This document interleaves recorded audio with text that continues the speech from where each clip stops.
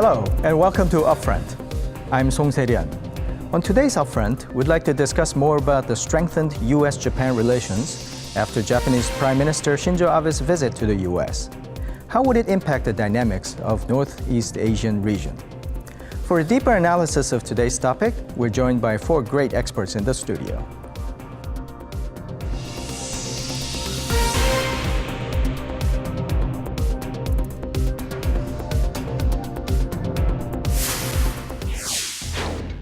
Washington and Tokyo have been moving closer rapidly of late, drawing media attention as the strengthened U.S.-Japan alliance is expected to shake up regional dynamics in Northeast Asia. This sudden turn in bilateral ties was seen in Japanese Prime Minister Shinzo Abe's April visit to the U.S. Abe's visit broke a 9-year moratorium since former Prime Minister Shunichiro Koizumi's visit to the U.S. in 2006.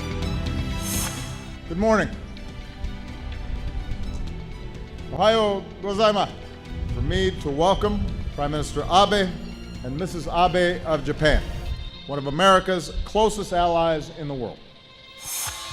The U.S. showed exceptional respect during the summit visit, inviting Abe to address the joint meeting of the U.S. Congress. This attitude indicated a sea change in the bilateral relationship. The United States and Japan also released new guidelines for U.S.-Japan defense cooperation, greatly expanding the scope of Japanese military activity. This would mean Japanese self-defense forces could exert stronger influence during an emergency on the Korean Peninsula. Specifically, we first talked about transforming our security alliance.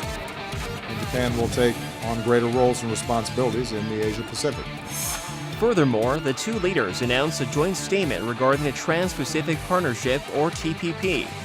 The TPP constitutes FTAs among 12 countries within the Asia-Pacific region, which make up about 40% of the world's GDP. As such, it is expected to have a huge impact on the Northeast Asian economy. Today, we open the new era of U.S.-Japan alliances, which has been continued for the past half a century. Neighboring countries, including China and Korea, are watching the strengthening of the U.S.-Japan alliance and the subsequent expansion of Japanese influence with concern. Chinese President Xi Jinping recently made a request to address the U.S. Congress during his planned visit in September, perhaps in response to Abe's Congress speech. Xi has also strengthened Chinese cooperation with Russia in order to balance against the enhanced alliance between Washington and Tokyo. On today's Upfront, we discuss the shift in U.S.-Japan relations and the resulting fluctuations in Northeast Asian dynamics. To help us navigate today's topic, we have Bruce Bennett, Senior Defense Analyst at the RAND Corporation, Eun Mee, Dean of Graduate School of International Studies at Ewha Womans University, Brandon Walcutt, Professor of International Studies at Hankuk University of Foreign Studies, and Choo Jae-woo, a Professor of Chinese Studies at Kyung University. Welcome to the program all. Thank you. This is a very interesting topic and probably a very historic topic as well. Let's start with this visit by the Prime Minister Shinzo Abe. This is the first official visit by a Japanese leader to the U.S. Since Junichiro Koizumi in 2006 for 9 years. What's the significance of Japanese leader going to the U.S. and actually addressing the joint session of the Congress? Dean Kim. I think this was a historic moment for Japan, re-debuting into the global stage. I think addressing the joint houses of Congress was a signal, and I think a lot of people were anticipating a speech with listening very carefully to the messages that he would deliver. I think what he delivered was the message about Japan becoming a normal nation, Japan playing an active role in TPP for economic cooperation in the Pacific. But I think also very loud and clear was what he didn't say at the speech. I noted that Ms. Lee Yong-soo, who's an 87-year-old comfort woman, was in the audience, and she did an interview afterwards and said, what he didn't say doesn't remove history. History is not erased. So that's a very clarion call of what he did, but what also he didn't do or missed opportunity. Right. Dean Kim practically laid out the roadmap for our discussion. Dr. Bennett, this joint session, addressing the joint session of the Congress, this is a big deal, isn't it? It is. President Xi of China, I think he wanted that to happen when he visits the U.S. What's the significance? Well, and you'll see, for example, just recently, President Netanyahu from Israel had come and spoken to a joint session of Congress, was considered a very big political deal with significant message that he was trying to make to the American people, actually in opposition to the Obama administration.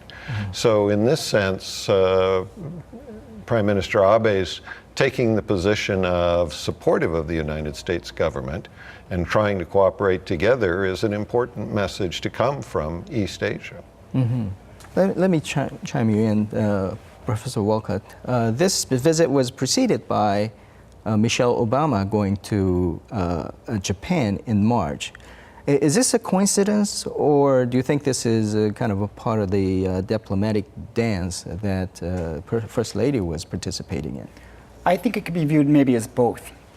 Partly, she was there to make a formal welcome to the United States, or at least prelude to the United States, but also you could maybe look at it as being a bit of back channel as well, to maybe impress upon them, this is what we're wanting, kind of, we're going to step to your game, and we want you to kind of come with ours as well. So I think you could read into it a lot, but definitively, I don't really know. Yeah, the First Lady went to China actually last year before the President Xi's visit to the U.S. So it seems like there is a kind of pattern that those two are diplomatically kind of coordinating their actions. Dean Kim, do you think this is a kind of coordinated action? If so, then isn't there a kind of a negative message to Korea when Michelle Obama really did not accompany his husband when President Obama was visiting Korea? Well, I think she has some time left, so I hope she visits Korea the next time President Obama comes to Korea, or she can come on her own. I think we'll be very happy to see her on our peninsula. I heard that she had a very close personal relationship with the current ambassador to Japan, Caroline Kennedy, and Caroline Kennedy really impressed upon Michelle Obama to come to Japan. And I think it's great that she came to Asia, and I hope next time it'll be Korea. Okay, I see. Let's talk about the bilateral summit that happened there. I think that's the meat of it. Before we go into the substance of it, let me get the kind of short assessment from each of you, whether they got what they wanted or who won and who lost, starting with Professor Choo. I think both sides, the United States and Japan, got what they really wanted. I don't think they achieved excessively, but I think they achieved what they really was seeking from each other. Yeah, successful meeting for both of them. Yes. Right? Professor Walcutt? I'm not certain that, I know Japan, I have the feeling that they pretty much got what they were looking for, but I think the United States would have liked a little bit more of a clear and definitive gesture from Japan that they were going to play ball in regards to the TPP, and that we were going to be able to successfully finalize a lot of the negotiations and kind of be able to clearly move ahead. So I'm not certain that all that happened. I see. Okay. Dean Kim? Well, as I mentioned earlier, I think what Prime Minister Abe did not say, I think, was a very strong message to the rest of Asia and the world that was waiting for Prime Minister Abe to really come clean about the war crimes during the Second World War, especially the comfort women issue. It's really regrettable that he missed this really a golden opportunity to come clean and be done with it. And I think that's going to be a lingering point in history. Yeah, especially when the eyes of the world has been upon him, not just Japan and the United States. Right. Dr. Bennett? Well, I think what's key from the security perspective is that both Japan and the United States got key issues that they wanted on the table. And as we get into more details, there are some absolutely critical issues that the U.S. had that were fulfilled by this agreement. I see. And now that we know where we are, up next is a deeper analysis of the results of the U.S.-Japan summit. But first, let's take a look at this report.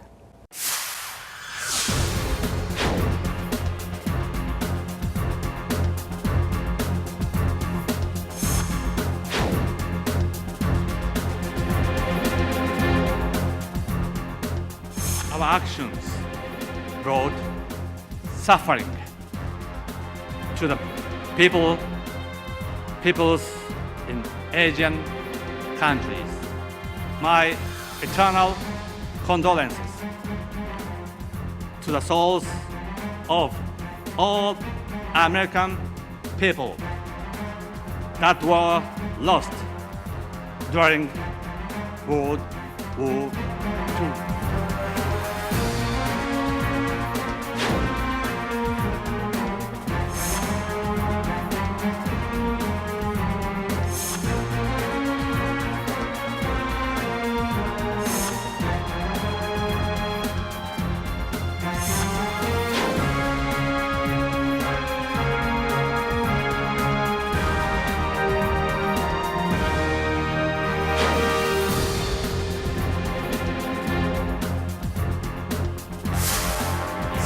Let's start with the substance of the discussion that was brought up in the bilateral summit, TPP, which is essentially one of the big issues that the U.S. and Japan eagerly wanted. I think I'll start with the Professor Walcutt.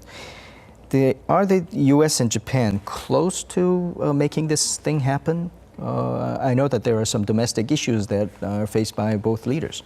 I think they're relatively close, but at the same time, they're extremely far apart.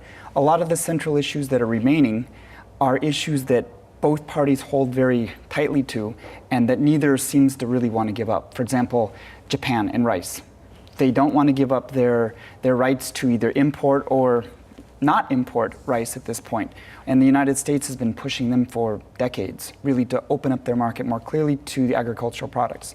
That's an example right there that Japan is even recently has made declarations that they don't really want to budge, or they'll budge just a little bit, but clearly not even remotely in the area that the United States wants them to give. So that's a big issue right there.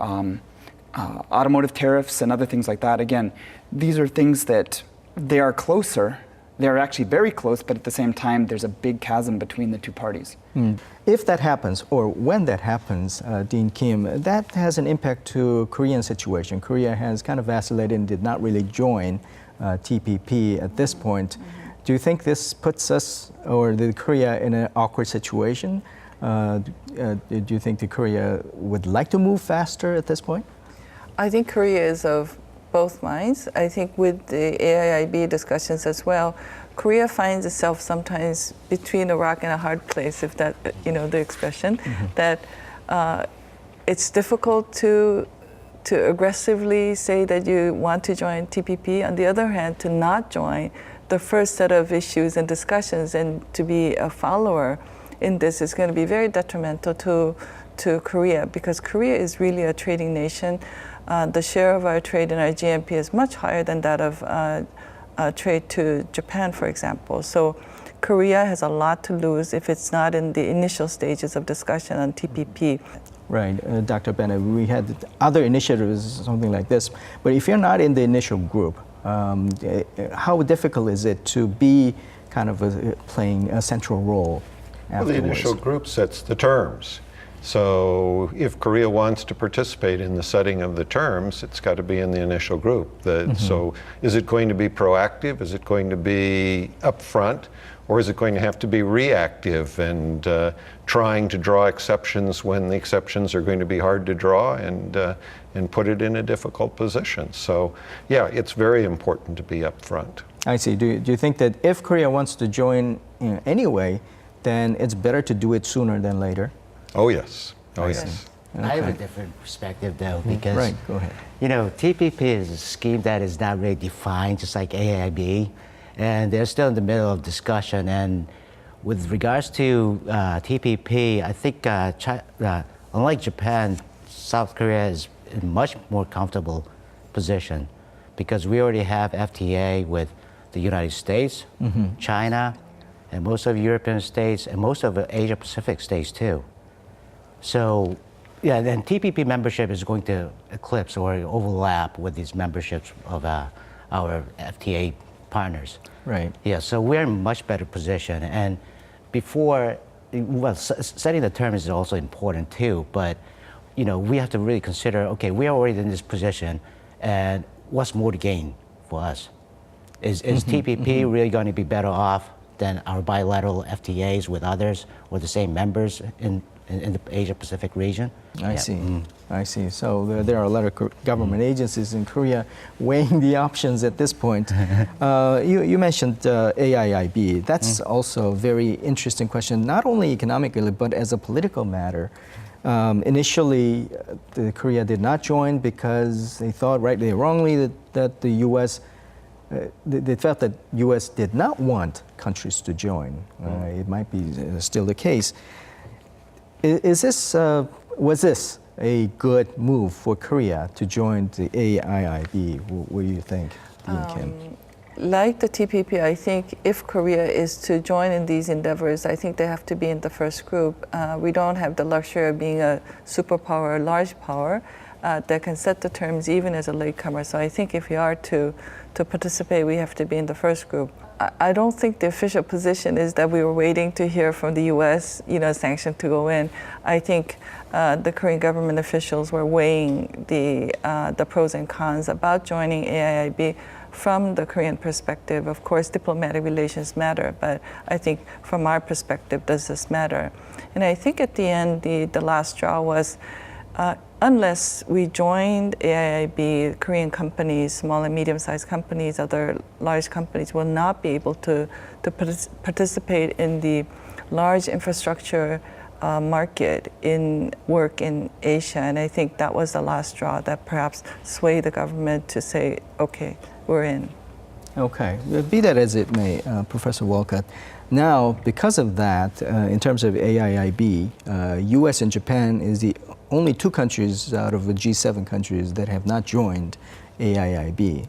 So in one sense, they got them, those two, closer together. And from a Korea's point of view, well, that might kind of hamper the relationship that Korea has with the U.S. Because of that.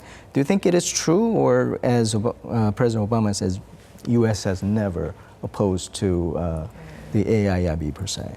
Well, although they may have publicly said, we're okay, join if you'd like, at the same time, I do think they were kind of stressing to a lot of member nations that we don't really want you necessarily to join. However, if Korea was the only one out of the United States kind of allies and partners that joined, then I think there might be repercussions. But considering some of U.S.'s closest allies, Great Britain, Australia, a few others, they joined in this AIIB. I don't necessarily think that it can hamper the relationship too much. I see. I see. If that's true, I mean, if taking that view, then Japan not joining AIIB, is that overreacting, or are they going kind of bending over backwards to be in the favorable side of the U.S.? How do you assess that action? Well, I think they are at this stage. They have been bending backwards to be in a favorable side of the U.S., leading up to the agreements that they have just achieved. I think they wanted to have as much leverage as possible in working on other security issues. And I think Japan's got a big enough economy that it can influence AIIB when it decides to join, if it decides to join. Right, right. Let's move on to 70th anniversary of end of World War II. That's also security issues. And it ties to what Japan did not say. And a recent address of the joint session of the Congress, there were a lot of people watching what he does say or what he didn't say or try not to say. And a lot of people were disappointed because of what he didn't say. There was no official apology. I mean, I remember him paying a great tribute to the U.S. troops that perished during the World War II and the families. But at the same time, he did not say anything about the atrocities that they committed and the pain and sufferings of the nations in the U.S. What do you think is the repercussion of that stance? I mean, the United States members of the Congress might have liked that speech, but there are a lot of people who were disappointed by it. And I must also add that in the next paragraph in his speech, he talked about both the U.S. military generals and their heroic efforts during World War II. In the same breath, Japanese military generals as well. So this sends a very mixed message to the people who are listening. Are we equating the military generals of the U.S. Army with the Japanese Army during Second World War? And that's a very different message as listening to a speech. So it almost sounds like he's noting the heroic efforts of the Japanese military during Second World War, and that's not the message that he should have said. But that's what we were hearing from the speech. He was speaking to an internal audience, though, obviously, the To audience the US. within Japan. Yes. You know, trying to influence the people in Japan who are concerned about the history from a Japanese perspective. And so I think he was pretty clearly doing a trade-off between how he got better support in Japan versus the kind of reaction he would get in the international community. Professor Choo, what do you think about the U.S. knowing, I mean, both parties knew, the Prime Minister knew, and the President Obama was publicly before was saying that he was not happy that the Japanese seemingly was not really kind of looking at their history in a frank manner. But because of the interest at the table, it seemed like the perception is that the U.S. was kind of overlooking that aspect of it or condoning. The Prime Minister used that pulpit to put out that vague message. Do you think there was a kind of trade-off, very conscious trade-off that was made in the leadership in the U.S.? Yes, I believe so. That's my personal view. I think there was definitely a really personal trade-off there. And we cannot deny it because even if you look at it from a historical perspective, I mean, you know, all these historical issues, I mean, it still lingers from all these controversial declaration and statements from Potsdam to Cairo and Yalta and even San Francisco Treaty. And obviously the United States was the first author of all these statements. And when you're the first author, we all had experience of being a first author. We know the intention, we know the intent, and we know the implications, ramifications, and we know what exactly it means.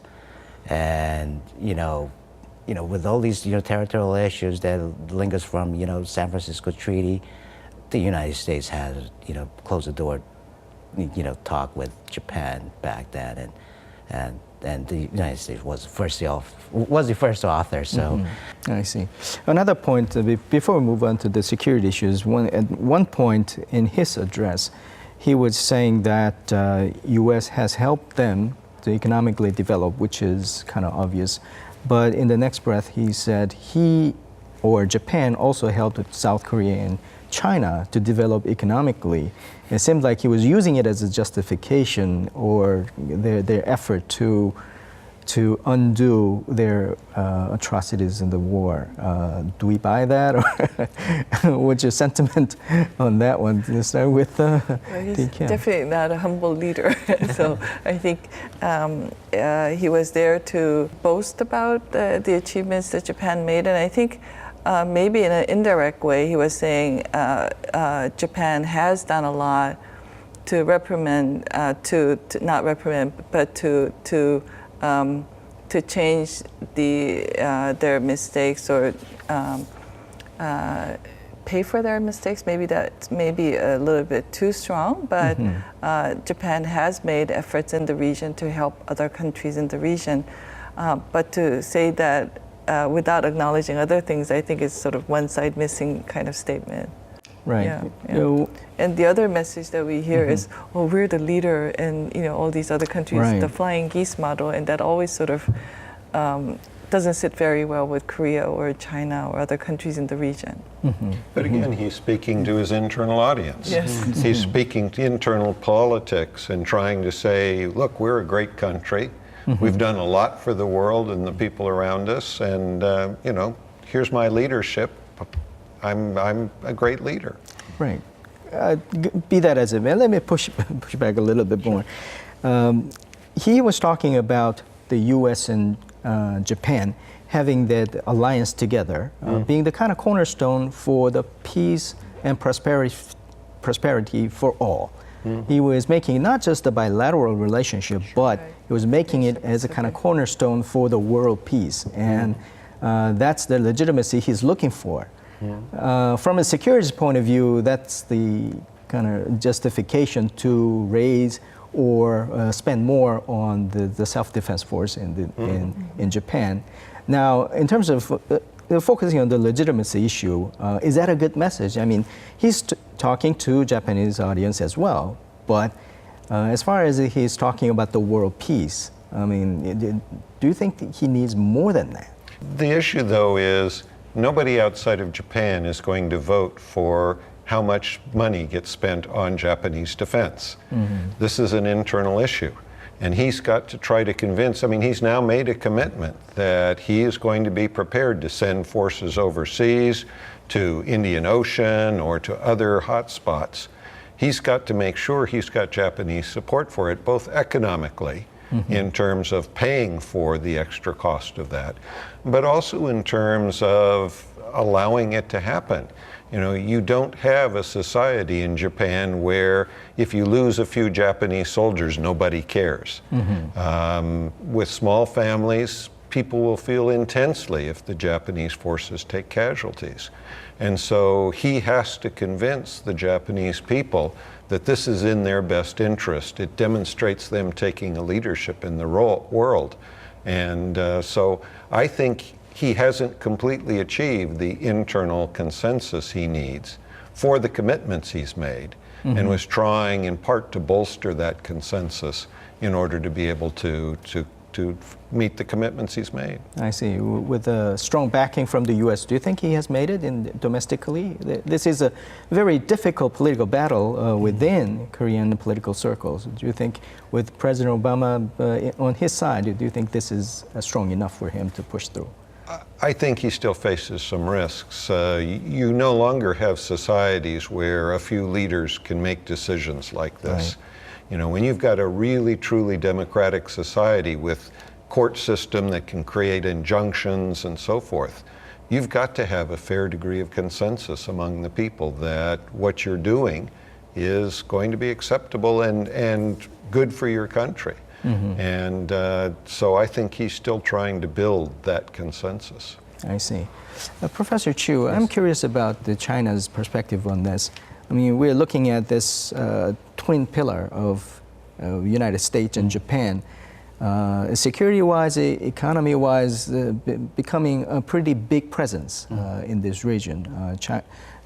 Japan was kind of lingering through, but now it seems like this is becoming a kind of stepping stone to become a regional hegemony. And from the other hegemonist point of view, the China would be pretty either nervous about it or they might feel a threat, both economically and security-wise. What do you think?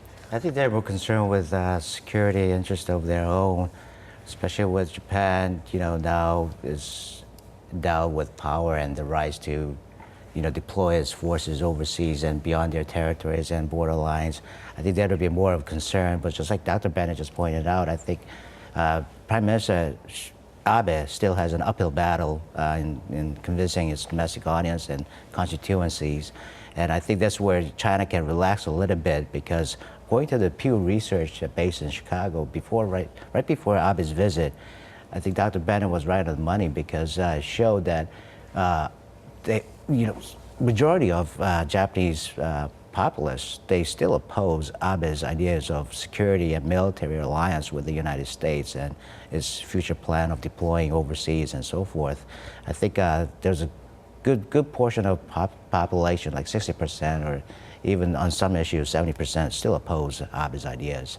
So I think that's where China can really relax a little bit. But I think China is more concerned with how the United States' future plan to build an intra-alliance system anchored by Japan and Australia, and I think that's where their larger concern comes from.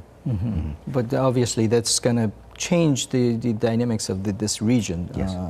Having two hegemonies going kind of head-to-head, both economically and security-wise. Do you think this raises a concern for other countries like the ASEAN countries? Because it seems like there's this region is becoming a kind of battleground for many different aspects and many different levels. Well, I think it depends on how you want to look at things.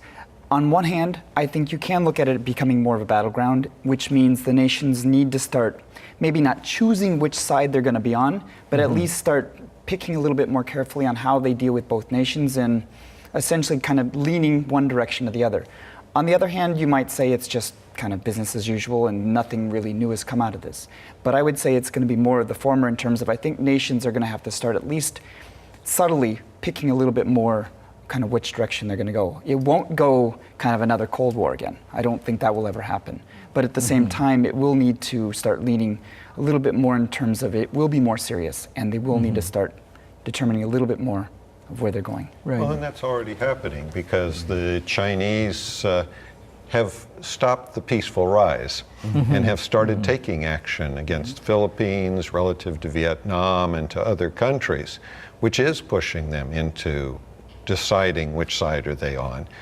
But from a U.S. perspective, we'd really prefer there not be sides. We'd really prefer that there was a closer U.S.-China relationship. But the circumstances are such that there's going to be an increasing push, I think, in the direction you suggested of the U.S. supporting Japan for Japanese interests, and the whole Senkaku issue was huge in terms of, from a Japanese perspective, gaining the U.S. Assurance on that. So I think there is going to be a rise of tending towards the two different sides. Right. Dean Kim, do you want to add to Dr. Bennett's comment?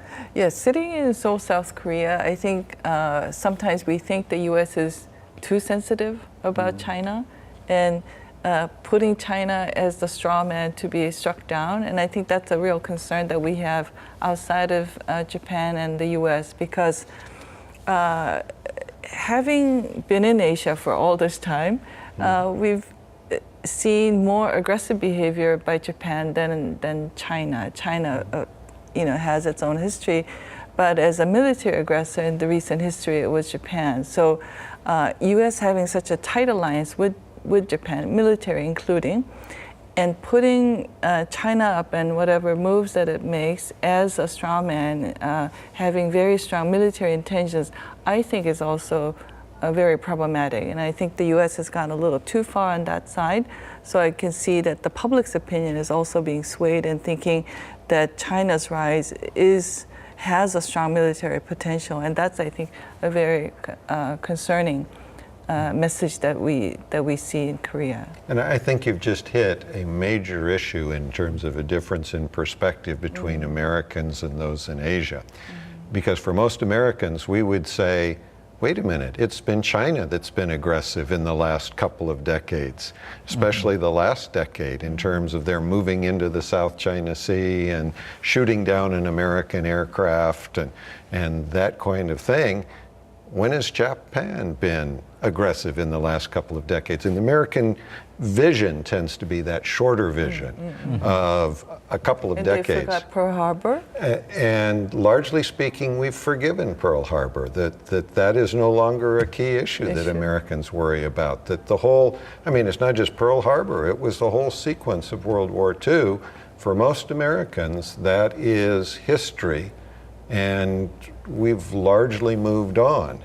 And I think you'll see, even among American officials, a difficulty in understanding the perspectives on history between those in Asia and those in the United States. That difference in perspectives from a U.S.'s point of view, looking at the history of Asian countries vis-a-vis Japanese aggressions before, that is creating a dissension among the countries. Going back to the issues that we were talking about, the U.S. and Japan becoming two pillars economically and military-wise in this region, it's a thorny point for Korea. Let me turn to you about the Korea's kind of, what I perceive it to be a kind of a dilemma situation, which is that having a security force strong from the U.S. and Japan altogether ultimately it might be a good thing because the security is more assured in this region. But at the same time, thinking about Japan and its atrocities, not that far removed for us. from Korean Yeah. history, Yeah. is a very sensitive topic. It is. Right? It is. So, what should Korea do to make this a balanced situation? I think, as I said earlier, we really caught it between a rock and a hard place because, on the one hand, Korea's security has been very tightly supported by the United States, and I think there's no, the public knows that, and I think there's a strong sentiment that the U.S.'s defense for South Korea has been critical from Korean War until now, and perhaps into the future. On the other hand, we've had, although it may have been forgotten in the U.S., it's still a vivid memory of Japan's wartime atrocities in Korea and of its people. So to think about, we need to work with the U.S., but then the U.S. is closely aligned with Japan is very troubling because right now our trade partnership is much stronger with China. So we really have a lot of balls in the air and they're in different domains. So it's really difficult to reconcile which is better and which is something that we can let go. I think it's a very difficult dance. If it is indeed the new, maybe not be a world order, but certainly a regional order, kind of authored by the U.S. and Japan, and knowing, as we discussed, there are a lot of people who are nervous about rise of Japan in that status. Do you think this is going to be a good venture that the President Obama is embarking on with the Prime Minister? I can cross my fingers. On many cases, I believe it has the potential to be very great. Kind of if Japan plays ball and kind of fully joins in the TPP and makes kind of at least a lot of the overtures necessary, I think the TPP will fall into place with a lot of the other nations and we'll be able to move forward with that. And potentially economically, that will bring a lot of good to the region. Militarily, as was mentioned, I think they can do a lot of good as well. So we've said there's a lot of good potential here. But then on the flip side, there can be a lot of other problems that can result to this. Since Japan didn't make the overtures and say, look, we mean you no harm, we come in peace, sort of thing, then potentially, and they actually do something that can be seen as an aggressive action, a unilateral aggressive action, then they'll have a lot more, the Southeast Asian countries kind of backing up and taking a second look at them. Economically, again, if they don't really fully invest in the TPP, there can be a lot of problems in regards to Obama's plans for the future with the whole partnership there, and that can fall apart as well. So there's a lot of good potential here, but then there's the potential for a lot of chaos as well. So time will tell. I see. And the immediate action in terms of time is going to be a couple of visits to the U.S. First from President Xi Jinping, Yes. and he's going to be looking at this situation very intently and looking at the rise of this new kind of putative order. He might be reacting against it. Do you think there would be specific actions from China? Well, regarding his future visit to the United States. Future visit, but using that opportunity to kind of adjust or make a counter action to this rising order. I don't know what's on the agenda yet, but I guess we can make an intellectual guess from the time period that is left in Obama's term and Xi Jinping's term. Xi Jinping will have 7 more years in his pocket, and whereas Obama will be leaving his office in 2 years. And it's not Xi Jinping's fault, but Obama has lost his faith and his sense of fondness of China after 2009 at Copenhagen. And it's been really difficult task for Xi Jinping to recover and gain the amicability from, or friendliness from President Obama. And they tried to show it off at the ranch in California a couple of years ago. But I think Xi Jinping might utilize his upper hand position of Obama and tell the American audience, look, you got to deal with me the next 7 years. And we got some new agendas and, really have some serious talk and start over again after 2009 disaster. Yeah. I see. Or debacle. Turning to kind of domestic issues, Korea's President Park is set to visit. She was invited to visit the U.S. Probably later this year. Do you think that President Park has some diplomatic strategy to convince the U.S. that Korea is as close or closer nation to the U.S.? It seems like there is a kind of contest among the Korea and Japan. And now it seems like China is on that stage as well. So there are 3 Asian countries trying to woo the support of the United States. The U.S., I think, is in a very enviable position. I think South Korea and U.S. alliance, as the 2 leaders have said last year and many times since then, that the alliance has never been stronger. So the military, the defense alliance, I think they both feel that it's very strong and it's time to really branch out to other issues. And I know that as regards to FTA and other economic cooperation, they will strengthen and try to make sure that the FTA between the 2 countries can bring fruitful results to both countries in a continual basis. And finally, they've mentioned U.S.-Korea partnership in the global stage, and I think they're talking about development cooperation or foreign aid issues, that they can work together on this, and this is less controversial than the other topics. And Korea, I think, is the best poster child for USAID in its history of giving. USAID, as well as many other donors, have given a lot of development assistance or foreign aid to many different countries around the world. But Korea is really a shining example with the foreign aid it received. It really has done well, eradicated poverty within a generation, attained economic development, also democracy. So it's a remarkable success story. And I think the 2 presidents can really use that to present a joint initiative or cooperative action that can go together. I think this is less controversial and they can both benefit. I see. We've talked about the many issues that came out of this effort by the Japanese Prime Minister. Now, I'll give you a chance of offer the words of advice for this trilateral relationship, and also to the Korean government, how we kind of deal with this sometimes dilemma-related questions or kind of rock in a hard place. Well, I think it's important to understand for President Park's visit that the U.S. is significantly reducing its defense budget. It's feeling strained by its alliances around the world to try to continue to maintain commitments. And so its message has consistently been to its allies, you have to do more to take care of your own situation. And we want you to do that. The problem Korea faces is its demographic difficulties. Already, Korea has cut its army from 560,000 to under 500,000, and within 10 years, it may be as small as 300,000, which is way too small for Korean security and for unification.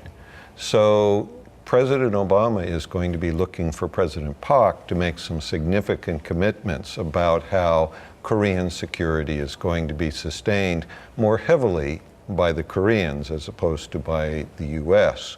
And that turns critically in terms of financial investment.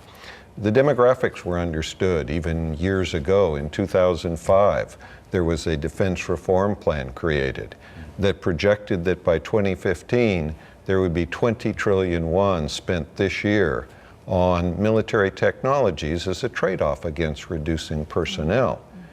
This year's budget is 11 trillion won. The Korean government is way behind what it said it was going to try to do, and for good reasons. I mean, for domestic purposes, there's a lot of support for social programs, but the U.S. is going to be watching this and very concerned about whether or not Korea is going to meet this effort. I see. Professor Choo, Yes. Short advice for the trilateral relations?